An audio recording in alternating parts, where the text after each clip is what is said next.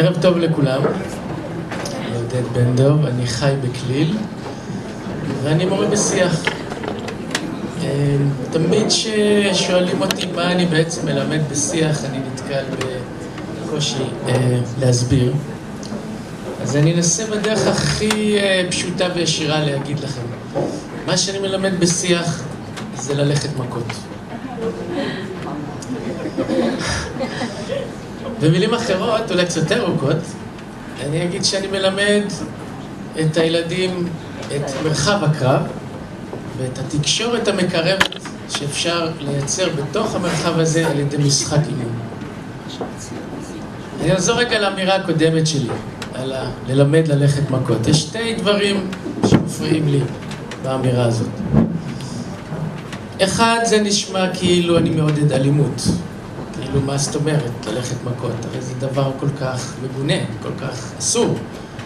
קצת כמו רופא שיניים, זה אף פעם לא בא טוב. כאילו, תמיד עוצרים את זה. אין לזה מקום בכלל. מצד שני, באמת אפשר לעצור את זה, זה כל כך טבעי. מה, צריך ללמד מישהו ללכת מכות? מרביץ, זה לא חוכמה גדולה. רגע. אז מה החוכמה? החוכמה היא בעצם לבסט את הכוח כדי שנוכל להשתמש במרחב של הקרב, בקרב הזה, כדי ליצור תקשורת. משהו על הטבעיות של זה. כחברים במשפחת היונקים, אפשר לראות שאחד הדברים שגורים של יונקים שעושים, אחד הדברים שהטבע חנן אותנו, בין מערכת למידה מיוחדת, כזאת מקסימה, שנקרא משחקי קרב. ככה הם יוצרים את הקשרים החברתיים שלהם, את השייכות המשפחתית, את השייכות השבטית, את מיומנויות ההישרדות שלהם, כדי שיוכלו להתמודד עם האתגרים של החיים. ואני רוצה להראות איזה סרטון קצר, אוקיי, שקצת ימחיש את הדבר הזה.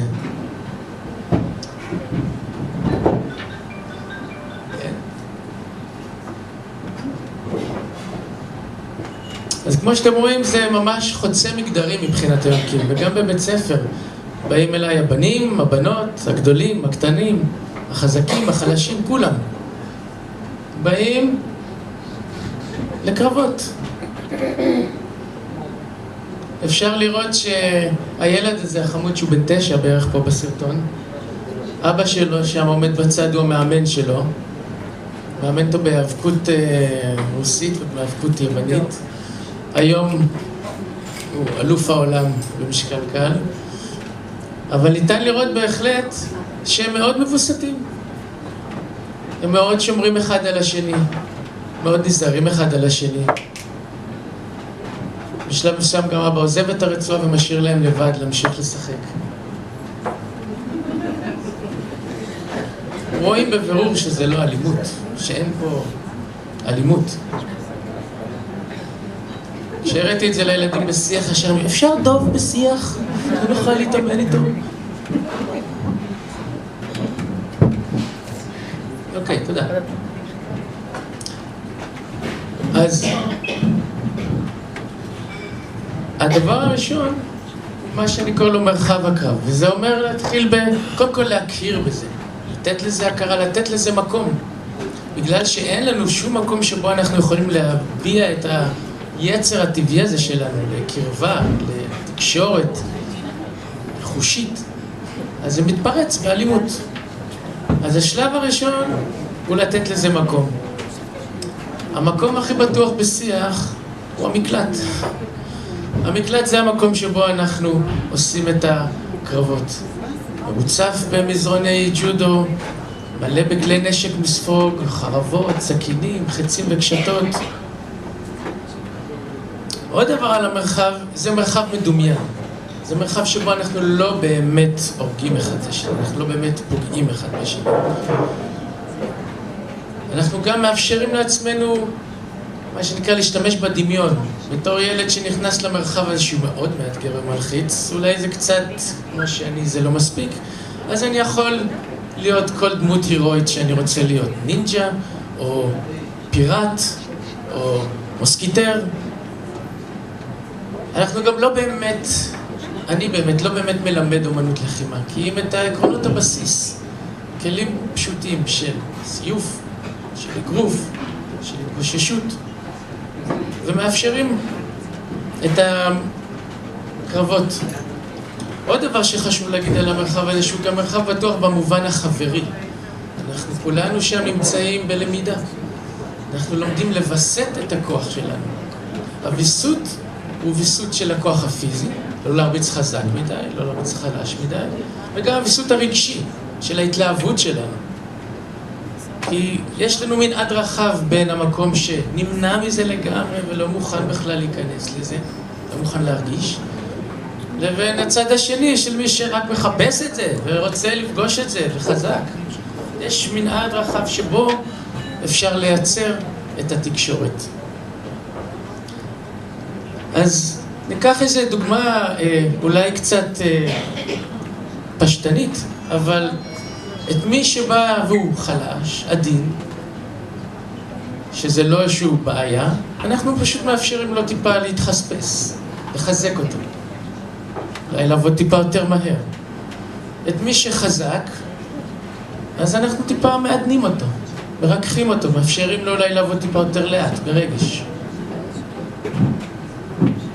אני אתן דוגמה על זוג חברים כאלה שהגיעו אליי למפגש שם בדוג'ו, אני קורא למקום.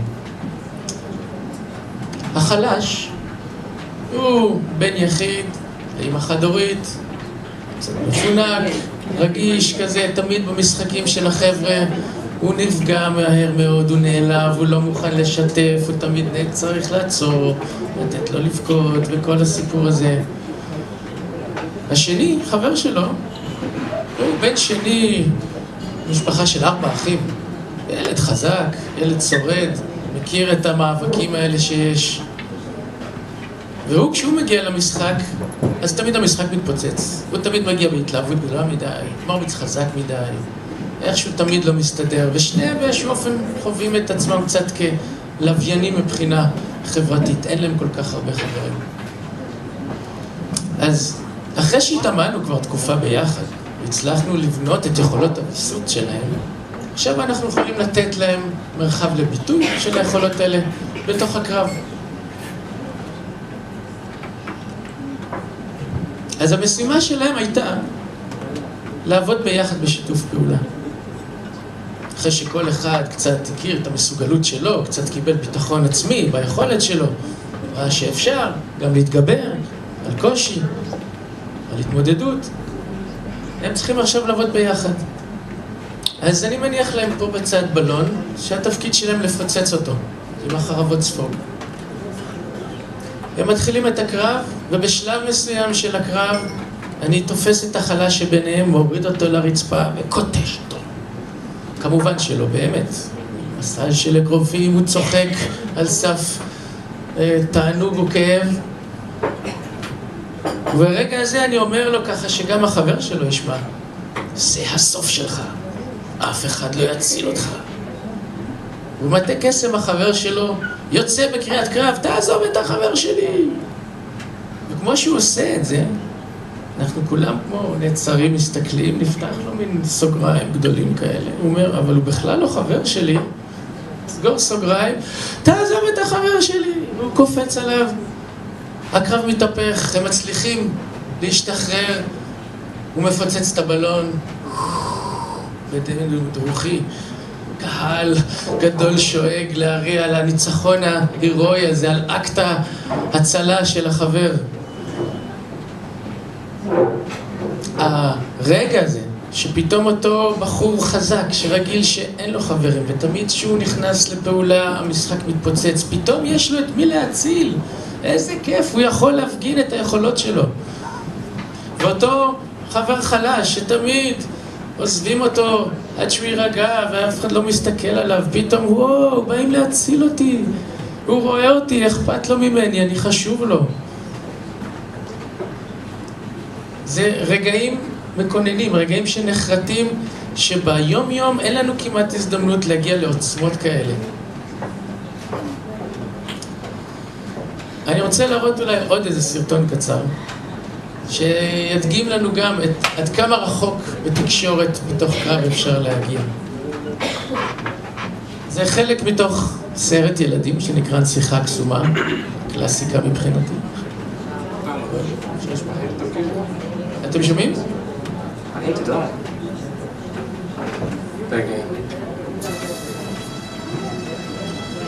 אז בשלב ראשון נראה שהם בודקים אחד את השני. הוא אמר משהו, מחזיר לו. יש מרחב לענות, לא מחפש לחסל. הקצב לאט לאט עולה. יש מרחב לביטוי, יש מרחב להפגנת היכולות. בשלב הבא הם יכולים אפילו לדבר ביניהם.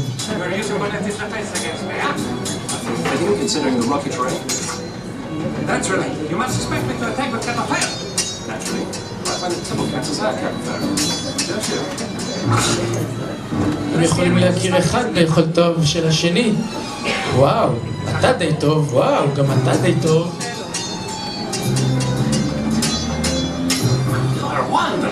Thank you. Come, son. I admitted you are better than I am. Why are you smiling? Because I know something you don't know. What is that? I am not offended. אנחנו נעצור פה, זה ממשיך הקרב באמת, ובסופו של דבר, שהתחיל כקרב עד המוות, אחרי שהכירו אחד את השני בתוך מרחב הקרב, הוא בעצם רק מהמם אותו, כי הוא פשוט טוב מדי בשביל לחסל אותו. עד שאתה מכיר פתאום חבר שהוא וואו, בדיוק כמוך, יכול גם לעשות דברים כאלה, אתה לא רוצה לגמור את זה כל כך מהר.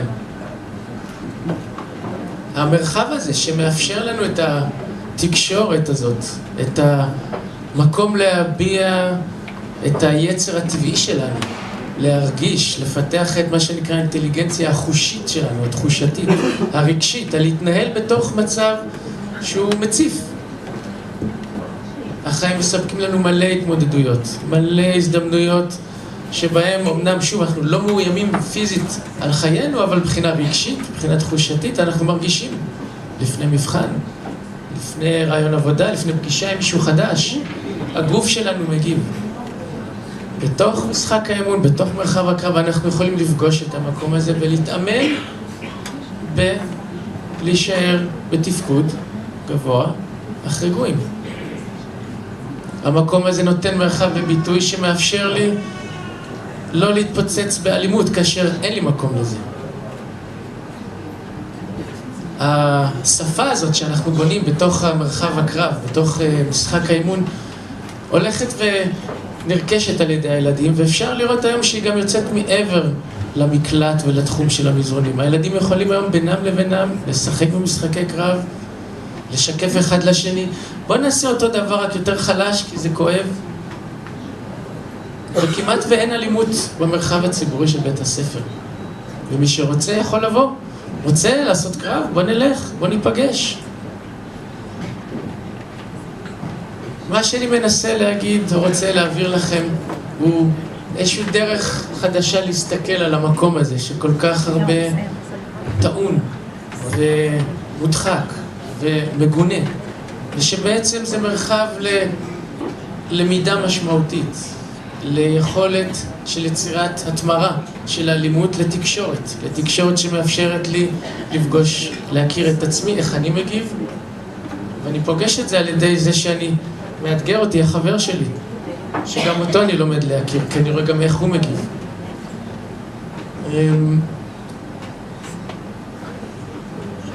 תודה רבה לכם.